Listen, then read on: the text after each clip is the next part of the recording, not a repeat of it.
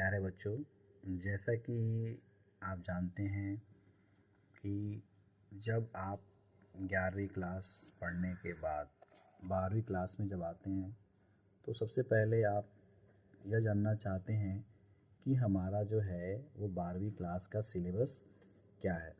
तो 12वीं क्लास के अंदर जो आपका अकाउंटेंसी का जो सिलेबस है, आज हम उसके ऊपर डिस्कशन करेंगे कि 12th क्लास में अकाउंटेंसी का सिलेबस क्या है,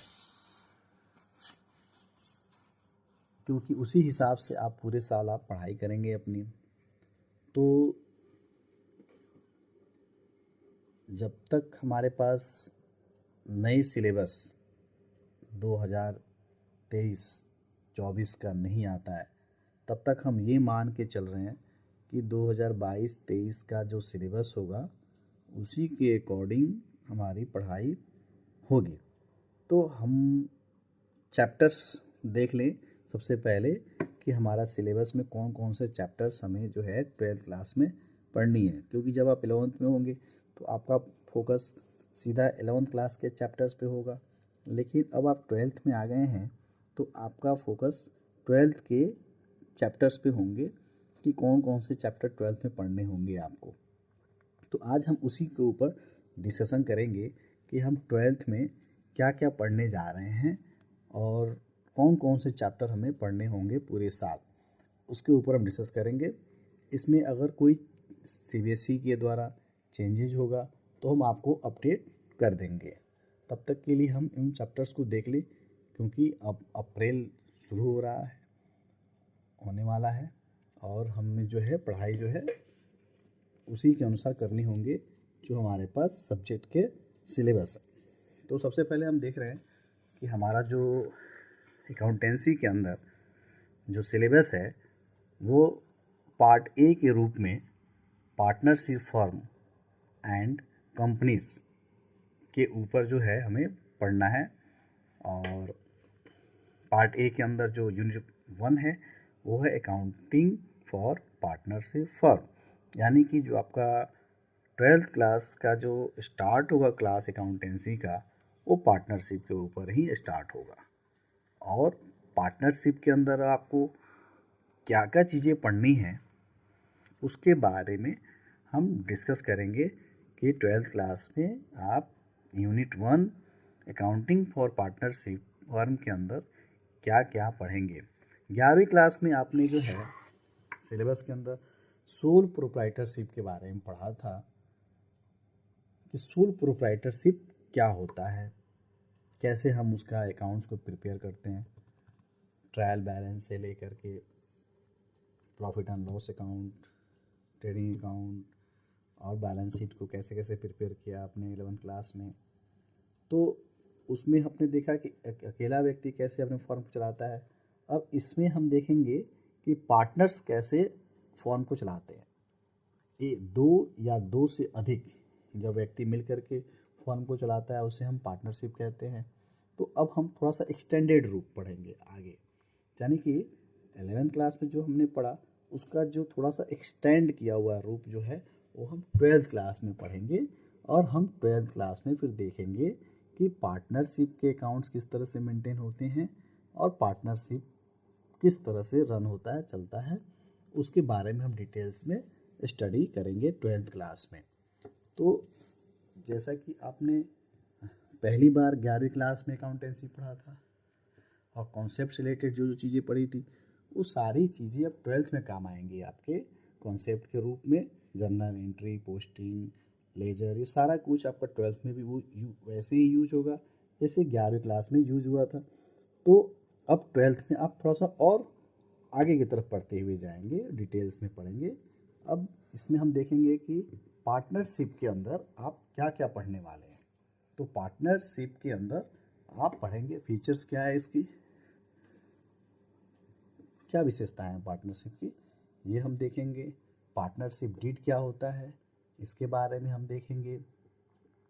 provision of Indian partnership act 1932 क्या कहता है in the absence of partnership deed, यानी कि जो पार्टनरशिप एक्ट है 1932 वह in the absence of partnership deed क्या कहता है उसके बारे में भी हम पढ़ेंगे। ये पार्टनरशिप डीड अगर नहीं होगा तो कौन कौन से रूल को फॉलो किए जाएंगे। उसके अलावा हम देख रहे हैं कि हम पढ़ेंगे इसमें fixed versus fluctuating capital account. Fixed capital account क्या होता है और फ्लक्चुएटिंग कैपिटल अकाउंट क्या होता है। फिक्स्ड कैपिटल अकाउंट में दो प्रकार के अकाउंट मेंटेन किया जाता है, फिक्स्ड और करंट अकाउंट। और फ्लक्चुएटिंग अकाउंट के अंदर एक ही अकाउंट हम मेंटेन करते हैं जिसमें कि पार्टनर से रिलेटेड सारे चीज़ों को उसके अंदर हम देते हैं। उसके अलावा preparation of profit and loss preparation account जिसके बारे में हमें पढ़ना है, जिसमें कि division of profit among the partner किस तरह से करना है। तो प्रॉफिट एंड लॉस अभी तक आपने 11वीं क्लास में क्या पढ़ा, प्रॉफिट एंड लॉस अकाउंट पढ़ा आपने। अब थोड़ा सा आगे एक्सटेंड होकर पढ़ेंगे इसमें 12th क्लास में profit and loss appropriation account के बारे में आप पढ़ेंगे।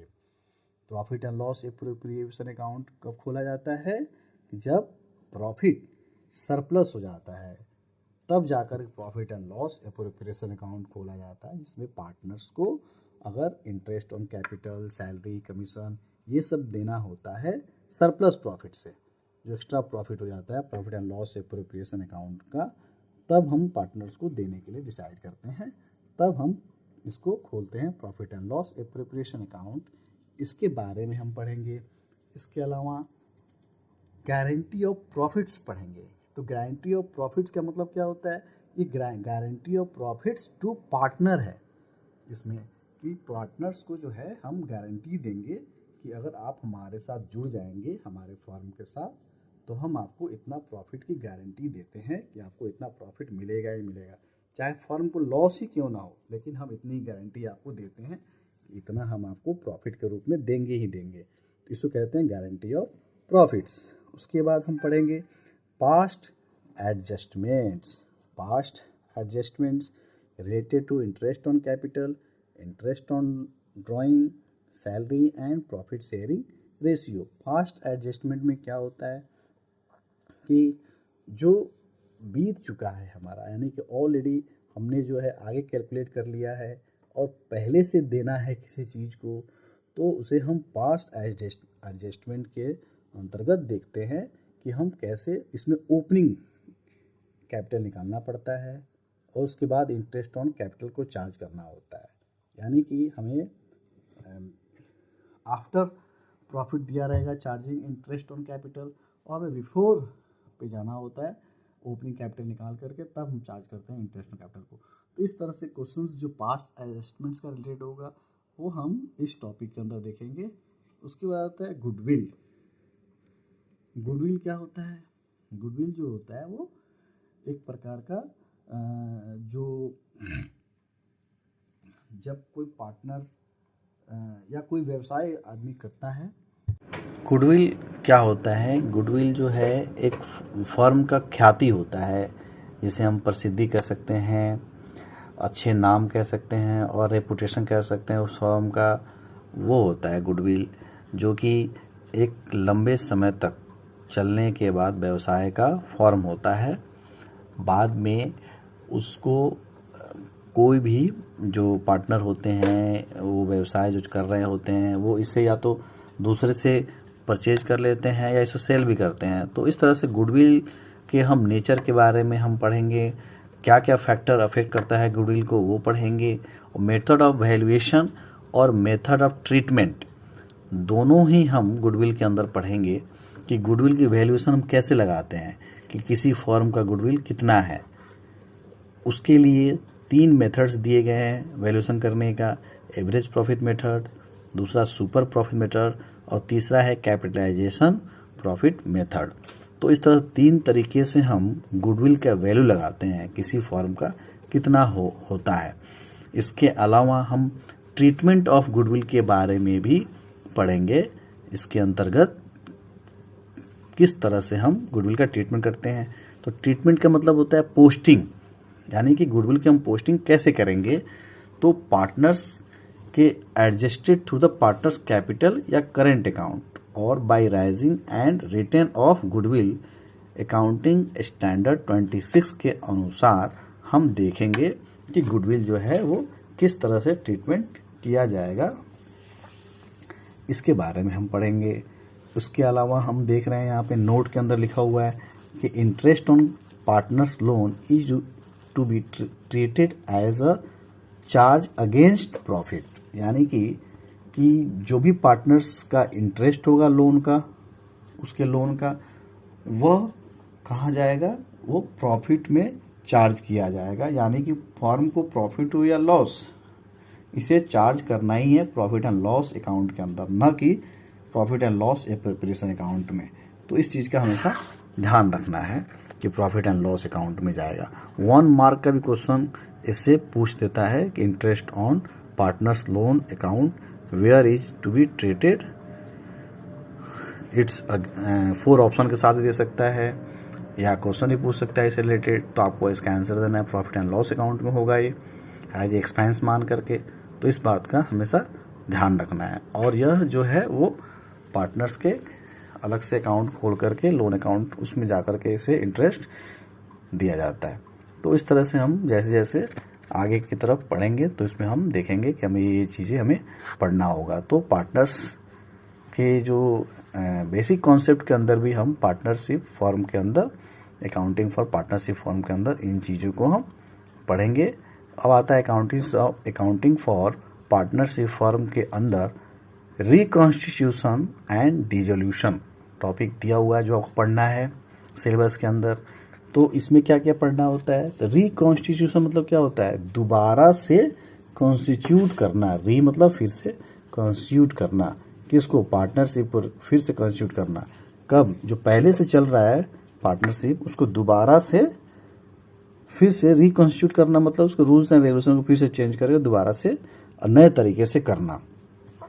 तो उससे क्या कंडीशन है? पहला है अगर changes in profit sharing ratio होता है तब। तो changes in profit sharing ratio among the existing partner भी हो सकता है, यानी कि पहले से पार्टनर व्यवसाय कर रहे हैं और वे अपना प्रॉफिट शेयरिंग रेशियो को अब चेंज करके नए तरीके से, फिर से नए साल से नए तरीके से वो करना चाहते हैं, तब जो है चेंज होगा इसके अंदर प्रॉफिट शेयरिंग रेशियो में। दूसरा सैक्रिफाइंग रेशियो, गेनिंग रेशियो कब कैलकुलेट किया जाता है, कैसे कैलकुलेट किया जाता है? तो जब कोई पार्टनर नया एडमिट होता है उस कंडीशन में, जब उसको पुराने पार्टनर्स अपने शेयर का कुछ हिस्सा देते हैं तो उसे हम सैक्रिफाइंग रेशियो कहते हैं, यानी अपने रेशियो को सैक्रिफाई करते हैं। और जो नया पार्टनर आता है तो नए फॉर्म के अनुसार, और उसका गेनिंग रेशियो होता है, नया फॉर्म के अनुसार नया गेन करता है वो, उसमें हम changes in profit sharing ratio होता है। और उसमें हम revaluation of assets and reassessment of liabilities को भी देखते हैं, क्योंकि जब नया पार्टनर आता है तो उस डेट पे हम वैल्यू लगाते हैं कि हमारे फर्म का उस डेट पे, जिस डेट में नया पार्टनर आ रहा है उसमें उस समय वैल्यू कितनी है। तो ये चीज़ भी हम रीअसेसमेंट करते हैं, अपने treatment of reserve and accumulated profit करते हैं, प्रिपरेशन ऑफ रीवैल्यूएशन अकाउंट खोलते हैं इसके लिए, एंड बैलेंस शीट तैयार करते हैं। उसी तरह से एडमिशन ऑफ ए पार्टनर के अंदर effect of admission of partner on change in profit sharing ratio, treatment of goodwill as per accounting standard 26, treatment of revaluation of assets and reassessment of liabilities, treatment of reserves and accumulated profit and loss, adjustment of capital accounts and preparation of capital, current account and balance sheet। इन चीज़ों को admission of partner, जब admission होगा किसी partner का तो उस condition में इन सारी चीज़ों को हमें करना होगा, तब भी रिकॉन्स्टिट्यूशन होता है पार्टनरशिप का। उसके अलावा रिटायरमेंट की कंडीशन में अगर कोई पार्टनर का रिटायर कर जाता है तो फिर से जो रिमेनिंग पार्टनर होते हैं वे अपने फर्म को दोबारा से रिकॉन्स्टिट्यूट करके चलाना शुरू करते हैं। तो डेथ होता है जब किसी पार्टनर का, तब भी रिकॉन्स्टिट्यूशन की ज़रूरत पड़ती है। तो effect of retirement and oblique दिया हुआ death of A partner on change in profit and share ratio हो जाता है। और ट्रीटमेंट ऑफ गुडविल कैसे करेंगे उस कंडीशन में, treatment for revaluation of assets and reassessment of liabilities, adjustment of accumulated profit, जो पहले से है इकट्ठा हुआ प्रॉफिट को कैसे बांटेंगे पार्टनर्स के बीच में, loss and reserves, adjustment of capital account and preparation of capital, current account and balance sheet, preparation of loan account of retiring partner, जो पार्टनर रिटायर कर रहा है उसका। तो इस तरह से जो है डिफरेंट अकाउंट्स को हम प्रिपरेशन करेंगे, बनाएंगे इसके अंतर्गत। उसके बाद जब डेथ का केस होगा तो calculation of deceased partners share of profit till the date of death, क्योंकि हमें डेथ का डेट नहीं पता होता है, जिस डेट तक हुआ उस डेट तक का हमें उसे प्रॉफिट का हिस्सा देना होता है। Preparation of disease partners capital account तैयार करना होता है उस डेट पे, और एंड हीज एग्जीक्यूटर्स अकाउंट, जो उसका हिस्सेदार होता है डेथ के केस में, उसका अकाउंट खोलकर उसके खाते में हम डाल देते हैं, क्योंकि पार्टनर तो होता नहीं उसके बाद। तो इस तरह से हम जो है रिकॉन्स्टिट्यूशन के अंदर करते हैं। और डिसोल्यूशन ऑफ पार्टनरशिप फॉर्म, जैसा कि हमने देखा सिलेबस में है कि डिसोल्यूशन के भी बारे में पढ़ना है कि पार्टनरशिप शुरू कैसे होता है और अंत कैसे होता है, यानी कैसे हम डिसॉल्व कर सकते हैं पार्टनरशिप फॉर्म को, इसका मीनिंग क्या होता है डिसोल्यूशन ऑफ पार्टनरशिप का, partnership form, type of dissolution of A form, settlement of account किस तरह से हम करेंगे उसका, प्रिपरेशन ऑफ रियलाइजेशन अकाउंट कैसे करेंगे, and other related accounts, capital account of partners, cash book या बैंक अकाउंट, एक्सक्लूडिंग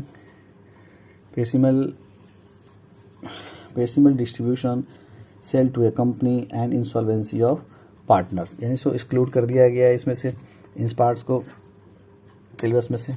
तो इनको छोड़ करके बाकी चीज़ों के बारे में हम पढ़ेंगे। If the realized value of tangible asset is not given, it should be considered as realized value at the book value itself, यानी कि अगर रियलाइजेशन वैल्यू जो टेंजिबल एसेट का नहीं दिया हुआ है तो हम जो उसका बुक वैल्यू होगा वही वैल्यू हम मान लेंगे, उसी पर रियलाइज हुआ है। If the realized value of intangible asset is not given, it should be considered as nil, यानी उसे हम नील मान लेंगे कि वो ख़त्म हो गया। In case the realization expenses are borne by a partner, clear indication should be given regarding the payment thereof, को पेमेंट कैसे किया जाएगा, कोई पार्टनर उसको ले लेता है जो भी रियलाइजेशन का एक्सपेंसेस होता है उसको बॉर्न करने के लिए। तो इस तरह से हम डिफरेंट अकाउंट्स के बारे में हम सिलेबस के अंदर पढ़ेंगे पार्टनरशिप के अंदर। अब आता है कि पार्टनरशिप पढ़ने के बाद हमें जो है वो दूसरा टॉपिक यूनिट के अंदर, यानी पार्ट ए में 2 यूनिट है, जिसमें कि पहला यूनिट पार्टनरशिप से रिलेटेड है सारा कुछ जिसमें आ जाता है, और दूसरा यूनिट जो है वो अकाउंटिंग फॉर कंपनीज है। यानी कि अब जब कंपनी के बारे में हमें पढ़ना है कि पार्टनरशिप से बड़ा क्या हो सकता है, तो कंपनी हो सकता है, क्योंकि पार्टनरशिप की भी एक पैसा इकट्ठा करने के लिमिटेशंस होते हैं। अब जब उससे ज़्यादा पैसे की ज़रूरत पड़ती है तो उसके लिए कंपनी खोलने पड़ते हैं। तो कंपनी किस तरह से खुलता है, इन सभी चीज़ों के बारे में अकाउंटिंग फॉर कंपनीज के अंदर पढ़ना होता है। तो कंपनी जो है वो अकाउंटिंग फॉर शेयर्स से शुरुआत होती है इसकी, कि शेयर्स क्या होता है इसके बारे में पढ़ना है हमें, इसकी विशेषताएं पढ़नी है, types of company, share and share capital के बारे में पढ़ना है, नेचर क्या होता है, टाइप्स क्या होते हैं, accounting for share capital, issue and allotment of equity and preference share, public subscription of share, over subscription, under subscription of shares, issue at par and premium call in advance and arrear, excluding interest, issue of shares for consideration other than cash. तो इस तरह से जो है companies के अंदर जो है हमें इसके बारे में पढ़ना है। Concept of private placement and implies stock option plan, ESOP कहते हैं जिसे हम, स्वेट इक्विटी के बारे में पढ़ना है। Accounting treatment for forfeiture and re issue of shares के बारे में पढ़ना है। Disclosure of share capital in the balance sheet of a company. तो इस तरह से जो है कि कंपनीज के बारे में फिर सारा कुछ पढ़ना है हमें, कि कंपनी कैसे खुलती है, कंपनी कितने प्रकार की होती है, इसमें शेयर्स कैसे इशू किए जाते हैं, कैसे अलॉटमेंट किए जाते हैं, इक्विटी शेयर क्या होता है, प्रेफरेंस शेयर क्या होता है, फिर वो जब इशू कर दिया जाता है तो सब्सक्राइब कैसे होता है, सब्सक्रिप्शन में भी ओवर सब्सक्रिप्शन क्या होता है, अंडर सब्सक्रिप्शन क्या होता है, इशू करने के तरीके क्या होते हैं, एक पार पे होता है, डिस्काउंट पे होता है, प्रीमियम पे होता है। उसके बाद कॉल इन एरियर क्या होता है, कॉल इन एडवांस क्या होता है। उसके बाद जो इनके कॉल इन एरियर एडवांस होते हैं उस पर रेट ऑफ इंटरेस्ट क्या होगा और कैसे चार्ज किए जाएंगे, इन सब चीज़ों के बारे में पढ़ना होता है। अगर कोई व्यक्ति जो है कैश नहीं दे पाता है तो अदर देन कैश इशू कैसे होता है, शेयर्स, इसके बारे में पढ़ना है। इशू होने के बाद जो है आपका अगर कोई व्यक्ति जो है कॉल इन एरियर हो जाता है तो कैसे उसके शेयर्स को हम फॉरफीचर करते हैं और फॉरफीचर करने के टर्म्स एंड कंडीशंस क्या है। उसके बाद री इशू के बारे में पढ़ना है, री इशू ऑफ शेयर्स कैसे होता है, फिर उसमें किस तरह से उसका हम सेटलमेंट करते हैं जो कि पैसा जिस पे पूरी तरह से नहीं आता है। तो वो बैलेंस शीट में कैसे हम दिखाते हैं, कंपनी का बैलेंस शीट कैसा होता है, इन सभी चीज़ों के बारे में हमें पढ़ना है।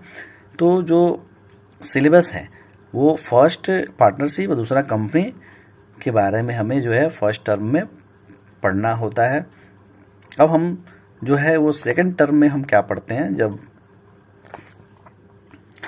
फर्स्ट टर्म ख़त्म हो जाता है तो सिलेबस, चूँकि 12th क्लास में आपका फर्स्ट टर्म सेकंड टर्म दोनों मिला करके क्वेश्चंस आते हैं। 12th क्लास में तो पूरे चैप्टर में से आता है, पूरे बुक में से आता है। तो आपको टर्म वाइज तो सिलेबस हो सकता है, लेकिन फाइनल जो सीबीएसई का बोर्ड का जो पेपर होता है उसमें तो पूरे बुक में से क्वेश्चंस आते हैं।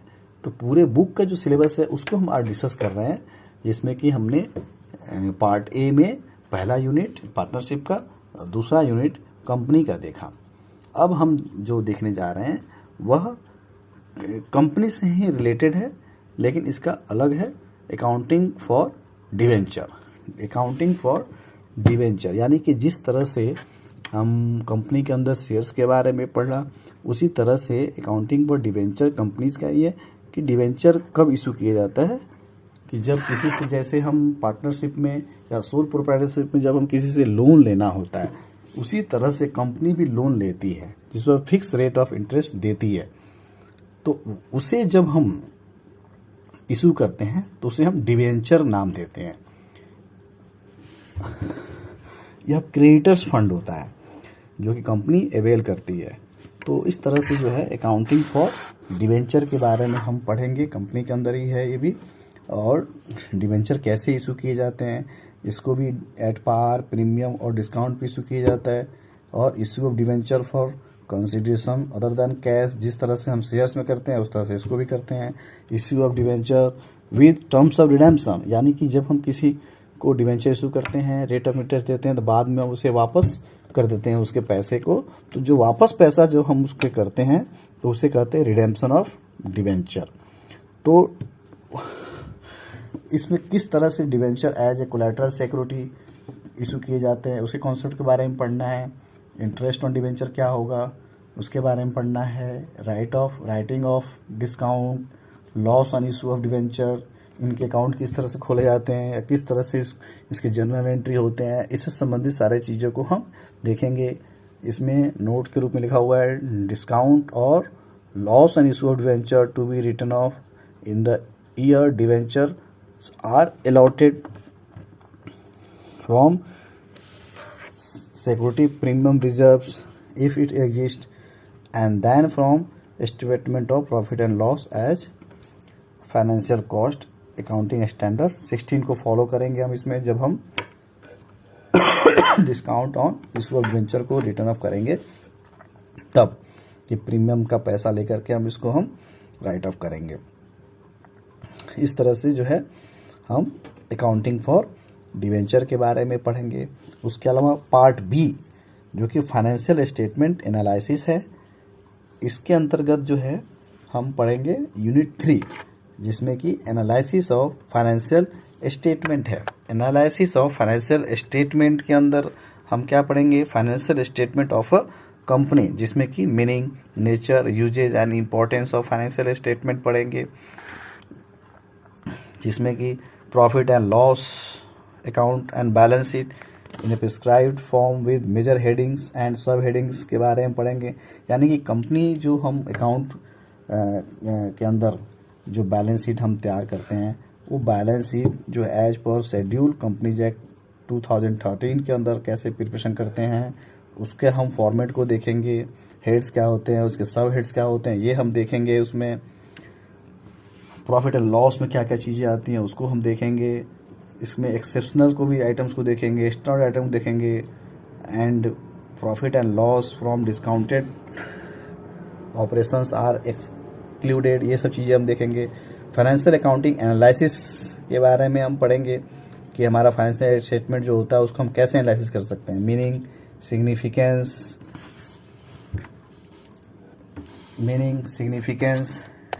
फाइनेंशियल स्टेटमेंट एनालिसिस हम कैसे करते हैं उसके बारे में हमें पढ़ना है। Meaning, significance, objectives, importance and limitations क्या क्या हैं इसके। थ्योरी पोर्शन के लिए बहुत इंपॉर्टेंट है ये। Tools for financial statement analysis में टूल्स दो प्रकार के हैं, कैश फ्लो एनालिसिस और रेशियो एनालिसिस है। रेशियो एनालिसिस के अंदर हमें accounting ratio, liquidity ratio, solvency ratio, equity ratio, profitability ratio, 5 प्रकार के रेशियो के बारे में पढ़ना है। और हर रेशियो के अंदर भी अलग अलग रेशियोज है जिसके बारे में हमें पढ़ना है। उसके अलावा हमें जो है